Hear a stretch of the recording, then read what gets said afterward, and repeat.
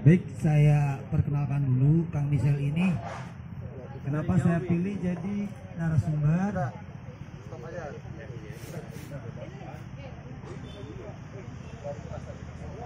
Nah, silakan Kang Michel katanya pengen mewakili IPAS. Oke, silakan. Ini Kang Andre juga. Yang penting kita sama-sama orang Cisarua ya. Kang Michel ini sudah lama tinggal di Cisarua. Mungkin lahirnya di Jakarta atau di mana, tapi saya tahu dari Cisarua, sehingga saya yakin kecintaannya kepada wilayah Puncak sangat tinggi. Tapi ternyata ada uniknya. Kalau malam kemarin yang kami panggil itu adalah bapak-bapak tokoh-tokoh yang orang Cisarua juga, tapi berasal dari wilayah Jawa dan Cirebon. Sekarang ini orang Cisarua, tapi ada darahnya dari negara Jerman, ya kan? Juga Kang Andre nih, satu lagi nih, sama orang Cisarua juga, lama di Cisarua, sekolah SD-nya di sini juga. Tapi ada darah Jermannya juga. Kita pengen ngobrol-ngobrol bagaimana pendapat mereka tentang kawasan Puncak, ya kan? Pendapatnya tentang mesti bagaimana para pemuda Puncak, kemudian juga tentang kita kritisi sedikit lah perkembangan pembangunan di kawasan Puncak, ya kan? Termasuk ini juga momentum Agustusan. Bagaimana semangat 17 Agustus 2023 ini sama seperti 17 Agustus tahun 1945, ya kan? Sehingga semangatnya tidak pernah padam, sehingga tetap kita bangun. Dan tadi kita sudah saksikan ya, di bawah panduan Pak Eko, kita melaksanakan seremonial mengantarkan satu bendera yang sudah sangat bersejarah sekali dari tahun 45 dulu sampai sekarang. Kemudian tadi sudah dibawa ziarah, sehingga saya rasa para hadirin semua semangat kebangsaannya, semangat kenegaraannya, dan semangat sangat tinggi. Itu saya akan persilahkan dulu kepada Kang Michel untuk memperkenalkan diri.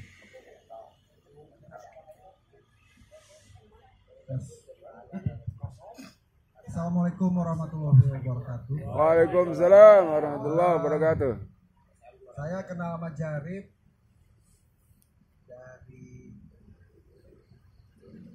dari zaman sekolah dasar center itu ada lapangan. Jadi Jarib ini termasuk yang senior yang galak ya. Senior yang galak, pendobrak, oke, mantap. Jadi saya hadir di sini sekedar cuman mau, bukan narasumber, bukan, belum punya lah pasti. Jadi kalau saya ini di sini cuma berbicara perihal pandangan pribadi. Pandangan pribadi saya bukan di bidang keahlian praktisi atau apapun bicara tentang politik atau apapun yang akan dibahas tentang. Tapi kalau pun kita sekarang kemerdekaan, saya cuma ngajak berpikir begini. Merdeka itu apa? Kalau kita definisikan merdeka itu ada dua kalimat antara Mahardika dan Mardikers. Ali di situ menafsirkan Mahardika itu subjek, Mardikers itu sebutan. Kalau Mahardika itu artinya bebas, mereka orang bebas. Bebas.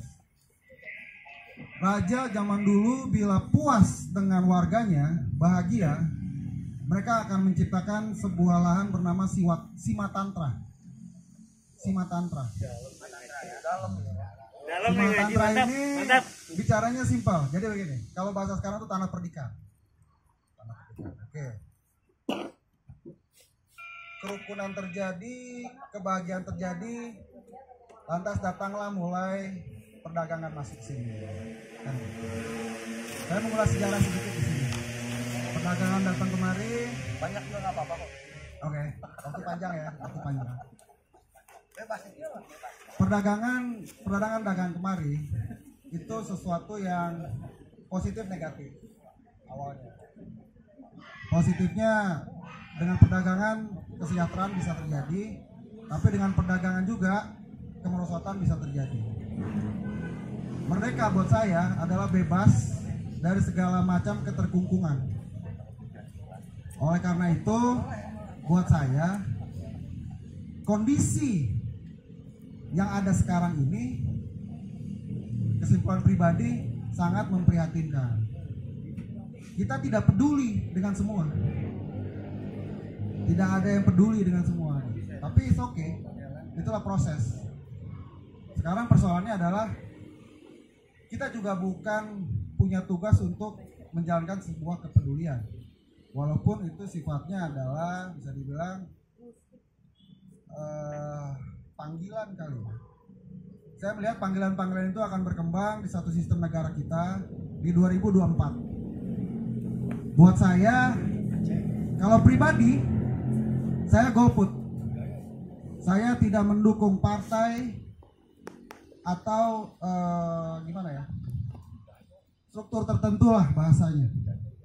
Tapi persoalannya adalah saya kawannya Haji Botek, saya kenal banget Iman Jadid, Om Berot, nggak punya utang kan semuanya, nggak punya utang kan, aman ya. Terus wah ini sesepuh saya yang mengajarkan banyak hal, Om Mul, assalamualaikum. Sama satu juga kawan pribadi yang sangat dekat itu Om Celi di situ. Emang kita masih agak kurang begitu kenal, tapi saya kenal betul dengan beliau. Jadi gitu. Merdeka itu adalah kebebasan dari keterkungkungan. Kita pernah datang ke kabupaten ya, Mang Iman, mempertanyakan, mempersoalkan bicara satu jalur. Buat saya tidak punya akses untuk bicara ekonomi, politik atau apa. Tapi kalau lingkungan, saya akan bicara tentang dampak. Nah, dampak itu dari saya pribadi. Kita itu terdampak semuanya. Terdampak dengan sebuah kemajuan kemunduran. Kemajuan kemunduran. Nah, itu tadi pendapat ya. Jadi artinya macet itu menyusahkan, membahayakan, terus juga kurang elegan. Kayaknya seperti kita nggak punya konsep untuk membangun sebuah gagasan. Nah di sini jadi kalau pembukaan dari saya cuma seperti itu. Nanti bahasannya kita ngobrol sama jalan. Waktu dan tempat saya kembalikan pendapat saya ini sama Kang Iman. Terima kasih ya sudah memperkenalkan, kemudian langsung kepada pokok pembahasan yaitu kemerdekaan. Jadi teman-teman alhamdulillah ya, tadi ada bangsa Sanskertanya, lalu ada bahasa Belandanya juga. Ternyata bertambah pengetahuannya. Sekarang gini, ada Kang Andre. Memang orang Puncak nih Kang Andre. Tapi ternyata punya karir juga. Ternyata menjadi salah satu abdi negara di daerah Kabupaten Lampung ya. Provinsi Lampung. Nah, sangat bangga sekali saya selaku orang Puncak. Ada yang tinggal di Lampung tapi jadi petugas di sana nih. Mudah-mudahan bisa bermanfaat. Nah, sekarang silahkan memperkenalkan diri dan juga sedikitlah tentang bagaimana nih Puncak menurut pandangan dari Lampung. Dan sekarang setelah tinggal ke sini, kok jadi begini? Silahkan. Assalamualaikum warahmatullahi wabarakatuh. Waalaikumsalam warahmatullahi wabarakatuh. Perkenalkan, nama saya Andre. Saya bukan orang asli Cisarua dan bukan suku Sunda. Kalau suku sih sebenarnya malah saya dari Lampung. Saya dari kecil masuk Puncak Cisarua ini kira-kira saya umur 15. Tapi saya cukup lama tinggal di sini. Kalau mau bicara pendapat saya tentang Cisarua, masalahnya saya juga baru 15 tahun baru pulang lagi ke sini. Jadi saya nggak banyak data saya, mungkin data saya udah nggak valid gitu ya. Bingung juga mau ngomong apa daripada salah ngomong ya nggak. Tapi kalau bicara kemerdekaan, ya saya senang sebenarnya. Kemerdekaan sudah lumayan. Hanya saja masih banyak penindasan-penindasan kecil lah. Banyak gitu. Dan kemerdekaan juga sekarang hanya seperti tinggal prosesi aja. Kayaknya orang udah mulai lupa makna kemerdekaan apa. Ingatnya cuma taunya panjat pinang, memakan kerupuk, tarik tambang. Padahal kan merdeka nggak itu aja kan, balap karung. Kenapa balap karung? Coba nggak balap kresek? Balap karung kan karung edan. Aduh, ini narasumber nih, nggak punya data apa-apa ini. saya rasa sih saya cukup sekian aja. Saya terakhir lagi kepada Bapak Manjari. Sangat Sekarang udah tahu ya. Nah sekarang gini ya. Tadi ada prosesi tentang bagaimana Pak Eko yang tercinta ini mengajak kita untuk menyelami makna dari kemerdekaan dengan pola-pola tadi. Nah, harapannya ke depan proses acara ataupun kegiatan kemerdekaan yang seperti apa sih yang harus dilakukan oleh para pemuda, oleh masyarakat, instansi, sehingga semangat kemerdekaan, semangat bela negara, semangat kebangsaan semakin tumbuh. Itu harus seperti apa kira-kira?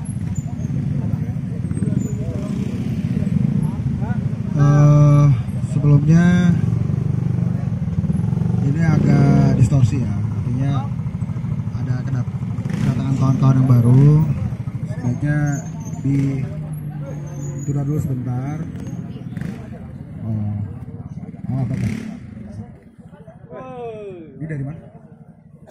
Depok. Bikers Depok namanya? Olengers. Olengers. Oh, halo, selamat datang ya buat kawan-kawan Olengers. Di sini saya cuma tamu juga sama seperti kalian. Oke, jadi gini, kemerdekaan gitu. Artinya sesuatu juga selain bahwa lepas dari keterkungkungan, itu kemerdekaan adalah sesuatu yang layak untuk diperjuangkan. Karena sebuah kemerdekaan itu menjamin sebuah kemajuan, kesejahteraan, kemakmuran, ya kan, keadilan kan gitu. Itulah kemerdekaan, arti dari makna kemerdekaan. Kalau saya masuk tadi ke yang masalah terdampak, ya ini adalah bukan tanggung jawab instansi atau semua, tapi udah jadi tanggung jawab kita semua. Bicara soal bagaimana membangun tanpa merusak lah kalau bahasanya. Jadi itu aja sih sebenarnya. Satu sisi saya melihat kemerdekaan itu lepas dari keterkungkungan, tapi di sisi lain kemerdekaan itu adalah sesuatu yang layak untuk diperjuangkan oleh kita semua. Gitu. Karena kalau nggak merdeka rasanya nggak enak, gitu kan? Rasanya kayak lu bangun pagi, mules, terus mau ke kamar mandi, di dalam ada orang. Selama menahan, Anda terjajah. Anda terjajah nih. Aduh, gitu kan, kacau gitu. Nah, tapi kalau udah giliran kita masuk, menyelesaikan semua persoalan, kita akan merasakan kemerdekaan. Analoginya seperti itu. Oke, itu Kang Iman. Berarti kalau kita ambil kesimpulan dengan adanya one way, masyarakat Puncak belum merdeka. Nah, belum merdeka karena apa? Ada aturan-aturan one way itu yang tidak masuk dalam peraturan nasional, peraturan Kabupaten Bogor. Jadi itu hanya strategi daripada di atas untuk menyelesaikan supaya para turis atau wisatawan bisa pulang kembali atau bisa datang kembali ke sini dengan lancar. Sementara masyarakat setempatnya tidak bisa merdeka karena ada aturan tersebut. Nah, kedepannya mudah-mudahan para pemangku kebijakan bisa mampu menyelesaikan 35 tahun terjajahnya masyarakat Puncak dari aturan one way. Amin ya Allah ya Rabbal alamin.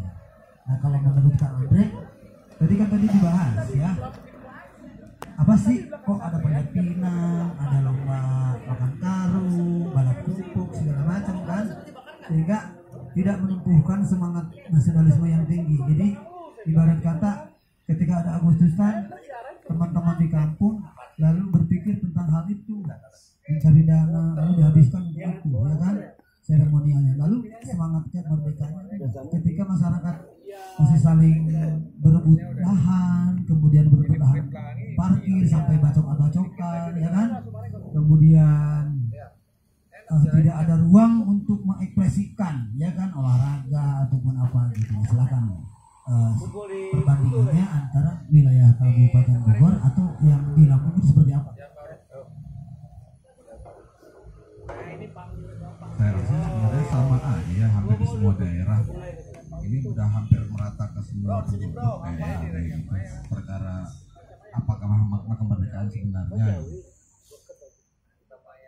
Kalau perkara regulasi dan lain-lain itu kan semua pengambilan keputusan kebijakan, hanya saja mungkin mereka tidak memperhatikan kepentingan rakyat banyak atau mengorbankan kepentingan rakyat yang segini untuk kepentingan yang lain. Bukan berarti salah, nggak mesti salah, hanya saja pemecahan solusi yang nggak tepat. Itu aja sih. Kalau masalah prosesi dan lain-lain, sebenarnya masalah menanamkan rasa kemerdekaan, rasa nasionalisme, ya kita harus kembali kepada nasionalisme gitu. Kita tanamkan lagi gitu. Kita harus bangga jadi orang Indonesia. Kita jangan malu jadi orang Indonesia. Mau kata orang tertinggal atau apa, bodo amat. Kita maju kok. Kita harus maju tetap. Nggak usah dengerin orang ngomong apa.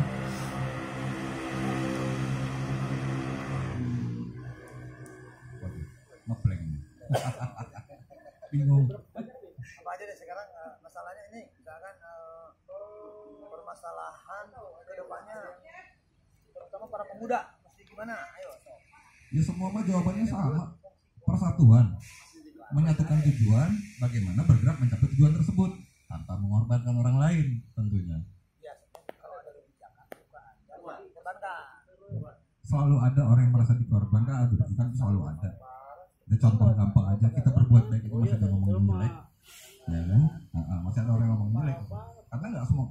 Memang sulit sih, jadi pengambil keputusan ini serba sulit, jadi pemimpin itu sulit. Kita ngambil keputusan untuk menguntungkan ini, tapi pasti ada suara-suara yang nggak enak, karena pasti ada yang dikorbankan atau merasa disingkirkan. Itu udah apa ya, dua sisi mata uang gitu, selalu. Semuanya sebenarnya di tengahnya ya, kembali ke sila keempat ya. Musyawarah. Iya, intinya musyawarah. Bicara baik-baik, bagaimana di sini, bagaimana di sebelah sana, bagaimana dari pemuda, bagaimana ya persatuan. Yang pasti kita harus bersatu juga ya. Kita semua yang mesti kita sadari, kita semua sama-sama orang Indonesia. Tapi kenapa harus ada hierarki di antara orang Indonesia ini? Gitu. Kenapa diuntungkan hanya sebagian atau apa? Saya rasa sih itu aja sampai sini mah. Ya. Berarti kan sudah kita ini kan harapannya ke depannya nih. Kita Agustusan, tapi tahun depan itu 2024 kan tahun politik, betul nggak? Harapannya di tahun politik itu mudah-mudahan ya untuk eksekutif dan legislatif. Minimal kita tahun depan ini mudah-mudahan tipikal seperti gimana sih pimpinan di negara Republik Indonesia ke depan yang mampu membawa negara kita lebih mantap lagi, lebih maju lagi. Yang seperti apa kira-kira menurut Kang Michel calon pemimpin presiden? Harapannya ya, harapannya. Nah, presiden aja dulu. Karena ini kan wapres, warung kopi presiden. Kalau untuk bicara presiden, kayaknya lagu Iwan Fals cocok ya. Bahwa presiden itu dia pemimpin yang dipilih. Permintaan kita kan sederhana aja sih sebenarnya. Bicara bagaimana membuka peluang pekerjaan satu, terus kedua adil, gitu. Ya Pancasilais lah harus Pancasila. Presiden itu harus Pancasilais. Artinya founding fathers kita ini udah menciptakan bahwa Pancasila itu menjadi sebuah dasar filsafat pandangan hidup. Ya, bicara ikhtilaf antara persepsi Pancasila itu saya nggak punya wewenang di sana gitu. Bukan pakar, bukan juga. Ini mah saya cuman kalau bahasanya ini kalau ada dulu tuh istilahnya IDT itu saya adalah yang misalnya warga desa yang terdampak kan gitu. Kita ini warga desa yang terdampak puncak ini. Cuman apakah harus ekstrim? Saya kira enggak. Puncak itu bisa asri lagi, bisa bagus lagi. Jadi seperti sedia kala, bagaimana kita bergerak? Begini loh, saya nggak mau melihat dulu bicara kemerdekaan apa situasi nasional apa, wah itu kayaknya saya bukan orang politik gitu kan. Saya juga nggak, kalau dibilang mengerti kenal ada, tapi kan nggak mendalami ya. Jadi kalau saya sih, buat saya nasionalisme itu harus dimunculkan. Apakah itu dalam bentuk teatrikal, seremonial, tingkah laku setiap hari, itu harus gitu. Tapi yang paling penting adalah kita mulai